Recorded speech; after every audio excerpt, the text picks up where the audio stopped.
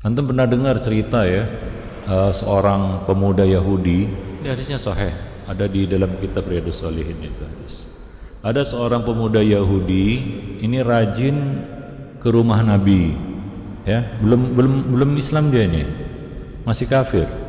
Tapi dia sering ke rumah Nabi, bantu-bantu Nabi, khidmat kepada Nabi.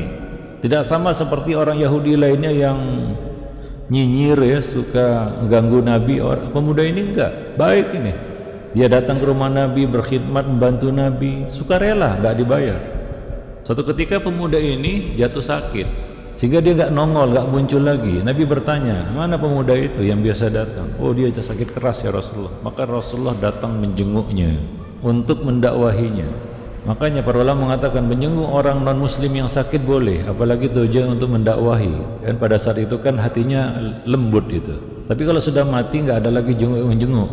Udah selesai, mau apa, mau didakwahi lagi, udah selesai ya. Tapi kalau belum mati dia masih sakit keras, boleh kita datang kalau kita kenal dengan dia dan dia orang misalnya orang yang baik kan begitu ya. Ada harapan dia bisa masuk Islam, datangi, jenguk dan ajak dia kepada Islam. Mungkin pada momen itu dia mudah untuk menerima, sudah mau mati kan begitu ya. Nah pemuda Yahudi ini pun demikian, dia sakit keras, Nabi datang menjenguknya. Nabi enggak banyak-banyak bicara di situ, cuma berkata aslim. Nabi mengatakan masuk Islamlah kamu. Pemuda itu menoleh ke ayahnya seolah-olah minta restu. Ayahnya mengisyaratkan restu itu dan berkata ati Abul Qasim, ikuti Abul Qasim. Maka pemuda itu pun bersyahadat masuk Islam dia. Ya enggak lama kemudian mati itu pemuda. Maka Nabi berkata alhamdulillahilladzi anqadhahu minan nar.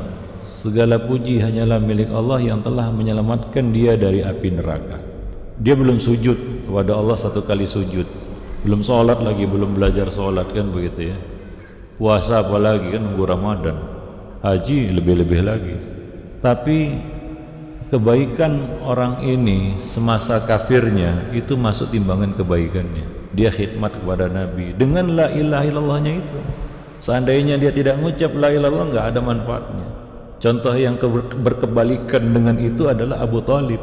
Abu Thalib kebaikannya luar biasa. Sebelum Rasulullah jadi Nabi maupun setelah jadi Nabi, yang mengasuh sejak kecil Abu Thalib sampai dewasa, sampai menikah, sampai jadi Nabi ya, sampai beliau dimusuhi sama kaumnya. Abu Thalib luar biasa jasanya, enggak diingkari, enggak ada orang yang mengingkari itu. Tercatat dalam sejarah. Luar biasa kebaikannya ini. Berinfak dengan harta benda dan jiwa raga untuk membela Islam, membela Nabi. Ini kebaikan luar biasa ini.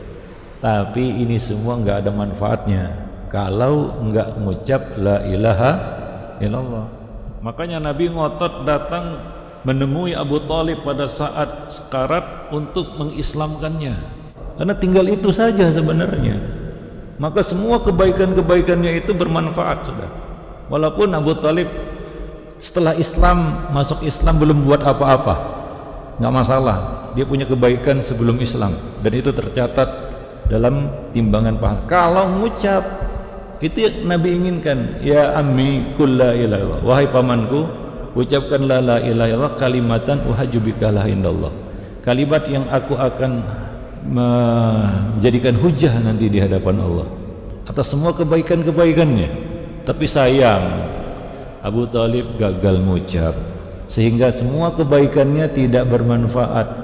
Dia masuk neraka dengan kebaikan-kebaikan yang luar biasa itu. Menentukan sekali kebaikan Abu Thalib ini terhadap Nabi SAW. Tapi apa hendak dikata, hidayah bukan di tangan Nabi. Hidayah itu hak prerogatif Allah Subhanahu wa taala.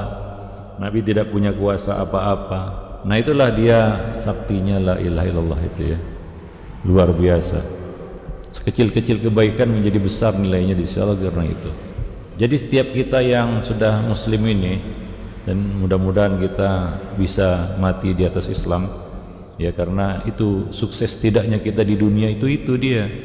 Kalau belum itu belum sukses. Antum jangan katakan sukses di dunia ini, belum tentu sukses. Sukses itu kalau kita mati ngucap la ilaha illallah, di atas la ilaha illallah baru sukses. Kalau orang itu saudara kita mati di atas la ilaha illallah, tersenyumlah, selamat dia, sukses dia. Kita belum tentu sukses ini, mudah-mudahan aja sukses. Maka jangan kira diri kita sukses. Yang sebenarnya Pak ya, hakikat sukses itu wala tamutunna illa wa antum muslimun. Siapa bilang kita sukses? Siapa di sini yang merasa sukses? Belum. Hingga kita menghadapi momen itu, mati di atas la ilaha illallah.